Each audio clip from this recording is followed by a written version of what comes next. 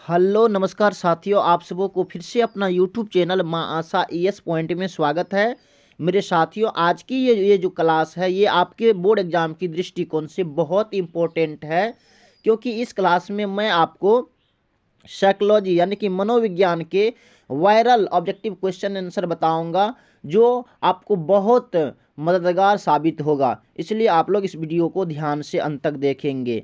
और अगर आप हमारे यूट्यूब चैनल पे नए आए हैं तो प्लीज़ इसको सब्सक्राइब करेंगे, लाइक करेंगे और अपने दोस्तों को भी शेयर कर देंगे। चलिए फास्ट में सभी क्वेश्चन को सॉल्व करते हैं। तो प्रथम क्वेश्चन है आपका कि निम्न में कौन एक व्यक्ति का शील गुण है। तो इसका जो करेक्ट आंसर होगा, देखिए आपकी आसानी के लिए हमने इसका आंसर इसके नीचे डाले हैं ताकि फास्ट में सभी क्वेश्चन को सॉल्व कर पाएँ। तो इसका करेक्ट आंसर हो जाएगा आपको बुद्धि। इनमें से जो है यानी कि निम्नलिखित में से कौन एक व्यक्ति का शील गुण है। तो ये बुद्धि जो है यह व्यक्ति का शील गुण है। शील गुण जहाँ देखिएगा वहाँ आप बुद्धि में टिक आउट कीजिएगा। नेक्स्ट क्वेश्चन है, व्यक्ति के जीवन में सफलता का कितना प्रतिशत संवेगात्मक बुद्धि से निर्धारित होता है। तो इसका जो करेक्ट आंसर होगा वो हो जाएगा आपको बी, लगभग 70%। क्या बोले क्वेश्चन में कि व्यक्ति के जीवन में सफलता का कितना प्रतिशत अगर संवेगात्मक बुद्धि देखेंगे तो आप 70% में टिक आउट करोगे।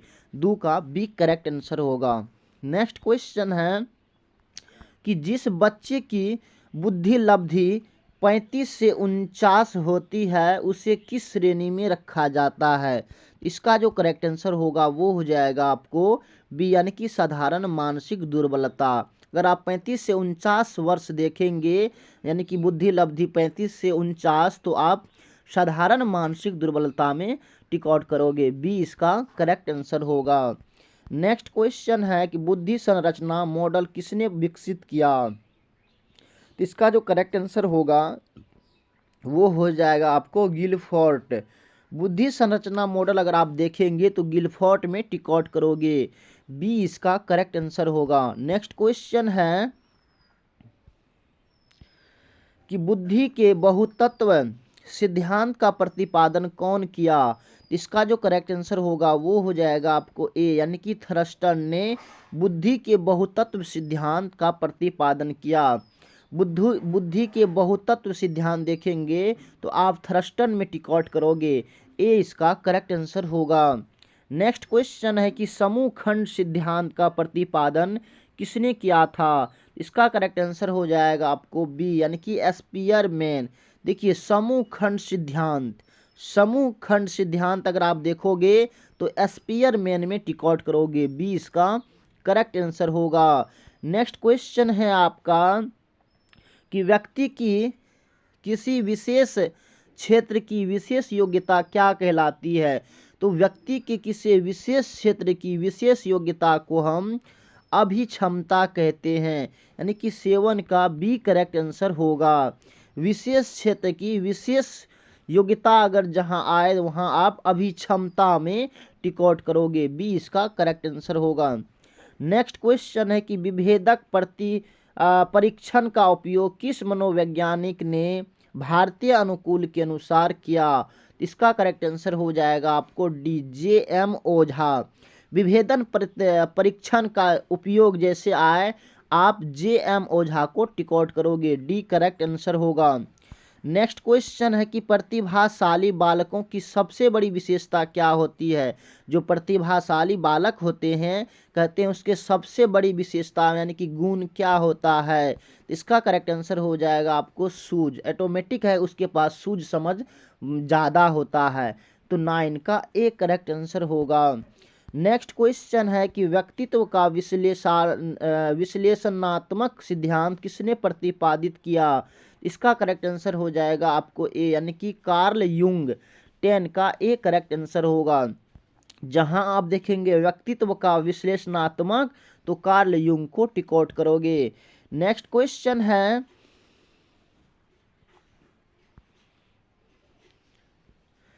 किसने कहा कि जन क्रम व्यक्तित्व का निर्धारक है। इसका जो करेक्ट आंसर होगा वो हो जाएगा आपको डी, यानी कि एडलर ने। नेक्स्ट क्वेश्चन है कि निम्नांकित में कौन युंग के व्यक्तित्व प्रकार के अंतर्गत नहीं समझा जाता।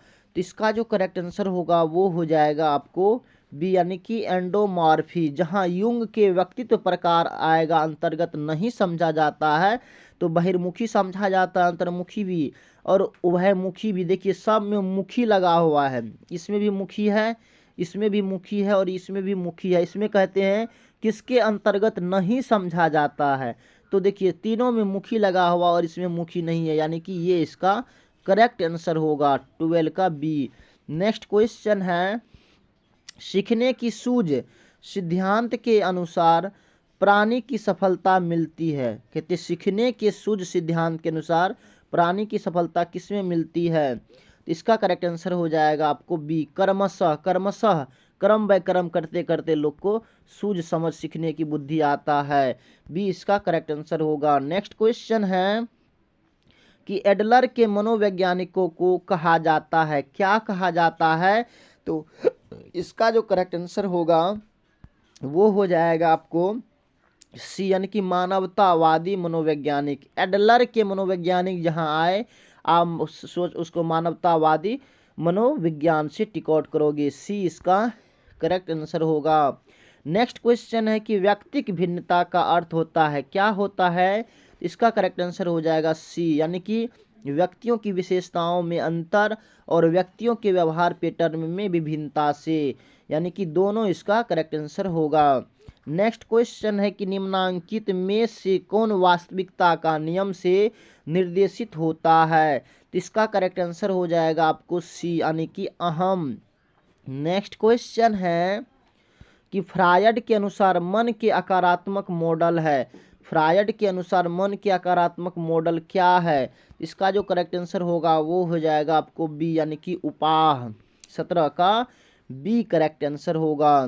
नेक्स्ट क्वेश्चन है, पीएफ अध्ययन को किसने विकसित किया, तो इसका करेक्ट आंसर हो जाएगा आपको रोजेन ज्विंग, ए इसका करेक्ट आंसर होगा।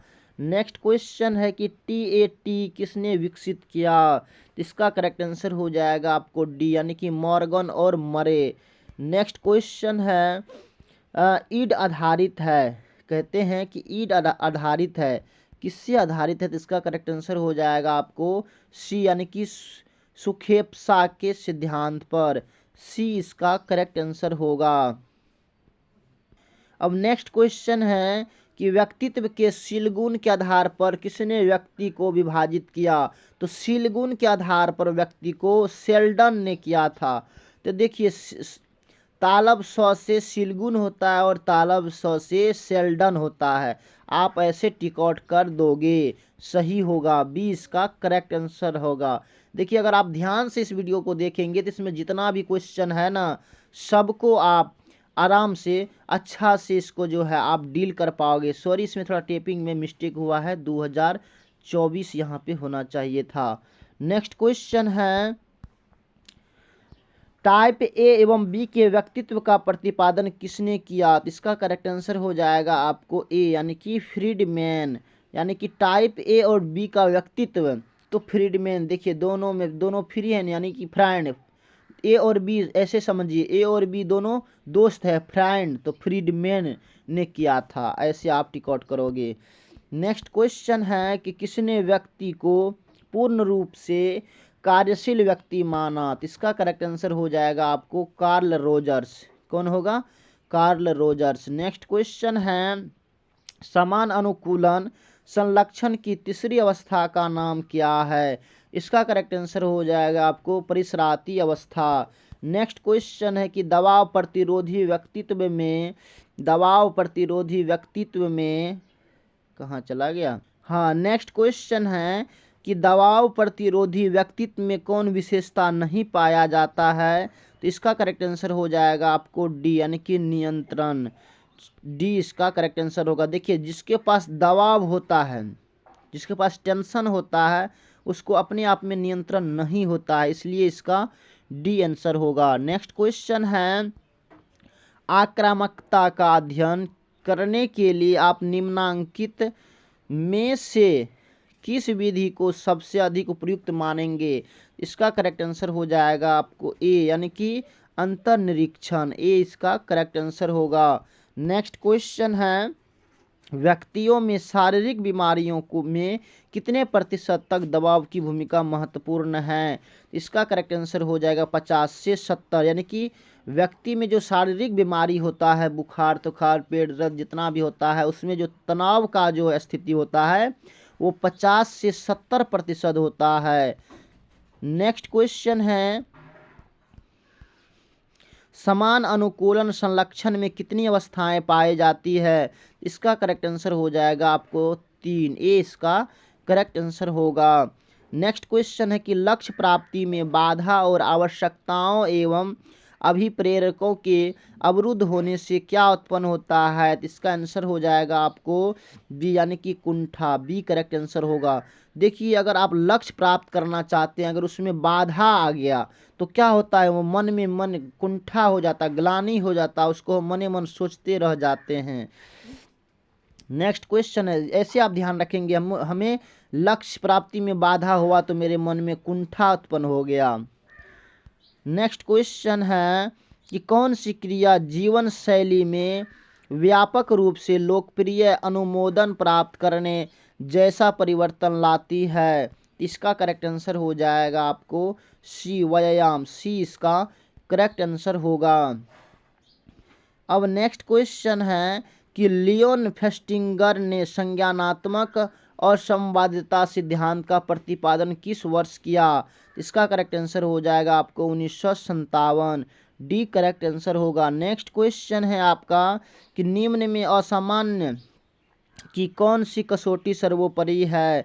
इसका करेक्ट आंसर हो जाएगा आपको बी, यानी कि समायोजन की उपयुक्तता। नेक्स्ट क्वेश्चन है, निम्नलिखित में कौन स्नायु विकृत नहीं है? इसका आंसर हो जाएगा आपको ए, यानी कि मनोविदलता। नेक्स्ट क्वेश्चन है, किसने सर्वप्रथम स्वीकार किया कि द्वंद्व एवं अंतर व्यक्तिक संबंधों में बाधा मानसिक विकारों में महत्वपूर्ण कारण है? तो इसका करेक्ट आंसर हो जाएगा आपको सी, यानी कि सुकरात। नेक्स्ट और 35वां क्वेश्चन है कि ध्रुवीय विकार के 2 ध्रुव है, कौन है? तो इसका करेक्ट आंसर हो जाएगा आपको बी, उन्माद एवं विषाद। तो मेरे साथियों, हमने 35 ऑब्जेक्टिव क्वेश्चन को सॉल्व किए हैं। इनमें से आपका कितना सही हुआ, कितना बन रहा है, आप हमें कमेंट में बताएंगे। बाकी देखिए, ये विषय थोड़ा टेढ़ा है, ये आप सबको पता है। टेढ़ा इसलिए है क्योंकि हम लोग बचपन से इसको पढ़ते नहीं है। इंटर में 100 मार्क का मुझसे पूछा जाता है। तो बताइए, जो बचपन से पढ़ा नहीं गया सब्जेक्ट है, वो अगर इंटर में 100 मार्क पूछा जाए तो कितना दिक्कत होगा। जैसे इंग्लिश में होता है, तो उसी तरह से ये भी विषय है। देखिए, ये विषय हार्ड नहीं है, परंतु हम लोग इसको जो है पहले से जो पढ़ाई नहीं किए हैं, अचानक पढ़ रहे हैं, इसलिए हमको ये थोड़ा सा हार्ड लग रहा है। बाकी आपको टेंशन लेने की कोई ज़रूरत नहीं है, क्योंकि इसमें आपको प्रैक्टिकल मार्क भी देगा। तो इसलिए आपको टेंशन नहीं लेना है। जितना हो सके आप अच्छे से अपने तैयारी कीजिए और अपने रिजल्ट को बेहतर कीजिए। बाकी आप इन 35 क्वेश्चन को अच्छा से 1-2 बार करके देख लीजिए। बाकी का जो क्वेश्चन है, हम आपके इसके पार्ट 2 में बनाएंगे। बाकी ये वीडियो कैसा लगा आप हमें कमेंट में बताएंगे।